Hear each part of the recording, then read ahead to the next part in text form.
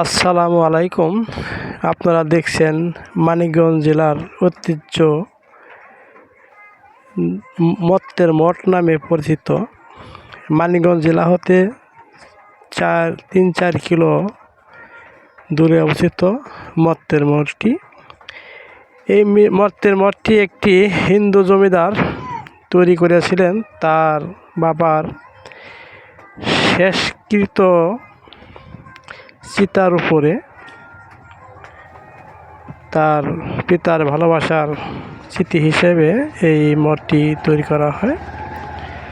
জানা যায় এই মঠটি তৈরি করার সময় বিদেশ হইতে রাজমিস্ত্রি বা কারুকার্যের জন্য লোক নিয়ে আসা হয়। অনেক উচ্চ এই মঠটি আপনারা দেখছেন, নাম মত্তের মঠ, মানিকগঞ্জ জেলার ঐতিহ্য। এই মঠটি এখন থেকে 250 বছর আগে এই মঠটি তৈরি করা হয় হিন্দু জমিদার হেমসেন নামে এই জমিদার তার পিতার স্মৃতি বহন করার জন্যই এটি তৈরি করা হয়। অনেক পুরানো, কারুকার্য এখন নেই বললে চলে। সংরক্ষণের অভাবে এই মঠটি এখন প্রায় ধ্বংসের পথে। নিচের কিছু অংশ দেখা যায় ভেঙে চলে গেছে। তারপরে যতটুক কারুকার্য আছে এখনও যদি সংরক্ষণ করা যায় তাহলে এই মঠটি আরও দীর্ঘদিন এভাবে খাড়া থাকতে পারে। তাছাড়া যে কোনো সময় এই মঠটি ভেঙে যাবে। আপনারা দেখছেন মত্তের গ্রামের যে স্কুল, এটা হিন্দু জমিদার বাড়ি ছিল, সেখানেই স্কুলটি অনেক সুন্দর স্কুল। আমার অনেক দিনের আশা ছিল যে এইটা দেখার জন্য। আমি বাংলাদেশের সবগুলো জেলায় ভ্রমণ করছি, কিন্তু নিজ জেলায়ও কিছু কিছু জায়গা এখনও বাকি রয়ে গেছে। তাই আমি 5/8/2026 সালে আমি এখানে যাই। আমার বাড়িও অনেক দূরে নয়, যদিও মানিকগঞ্জ জেলার পার্শ্ববর্তী উপজেলায় আমার অবস্থান, বাড়ি হরিরামপুর উপজেলায়। ব্যবসার খাতিরে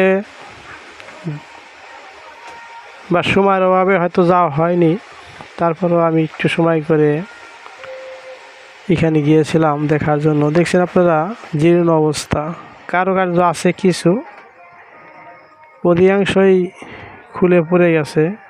মঠের ইট বালির দিয়ে তৈরি, ইটের গাঁথনি আছে।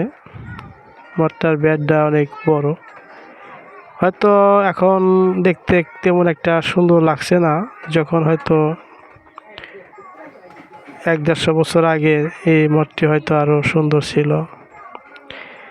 আবার লোকমুখে শোনা যায় এই মঠটি তৈরি করা হয়েছে অনেক উঁচু করে, কারণ তার একটি মেয়ে ছিল। মেয়েটি বিবাহ হওয়ার পরে সে মেয়েটি বলছিল, বাবা, যাতে আমি দূর থেকে আমি আপনার বাড়ি দেখতে পারি, পিতার বাড়ি দেখতে পারি, সেইভাবে একটি মঠ যেন তৈরি করা হয়। সেজন্যই আরও অনেক উৎস করা হয়, এটা লোকমুখে শোনা। আবার শোনা যায় এই জমিদার বাড়ির বংশেই অমৃত সেন এই বাড়িরই ছেলে ছিল, যা ভারতে এখন থাকে। অমৃত সেন নোবেল বিজয়ী। দেখছেন আপনারা মত্ত উচ্চ বিদ্যালয় মানিকগঞ্জ, স্থাপিত 1971 সালে। এটি বড় একটি পুকুর আছে, পুকুর পাড়ে দেখছেন আপনারা, খুব সুন্দর। পুকুরটি অনেক বড়, এখন চারপাশ থেকেই ঝোড় জঙ্গল হয়ে গেছে। একটি ঘাটলা আছে, অনেক সুন্দর ঘাটলা, এখনও মানুষ পানি টেনে নেয় বা গোসল করে। দেখতে এখনও সুন্দর আছে। দেখছেন একটি ছেলে, যুবক ছেলে গোসল করছেন। এবং চারপাশে শুধু গাছ, আগাছা বলতে যেটা বোঝায় সেই। আমার এই চ্যানেলটির নাম গজল সন্ধ্যা টিপি। আপনারা ভ্রমণ করবেন, সফর করবেন, ঐতিহ্য দেখবেন, বাংলা মায়ের রূপ দেখবেন, আমার জন্য দোয়া করবেন, আমি যেন আরও বেশি বেশি করে এই সফর করতে পারি এবং ভিডিও তৈরি করতে পারি।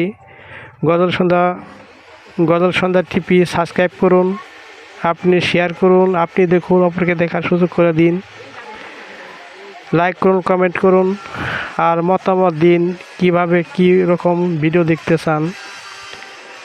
গজল সন্ধ্যা টিপি এই ইউটিউবে ঢুকলে আরও গজল পাবেন, কারণ এটা ইসলামিক চ্যানেল।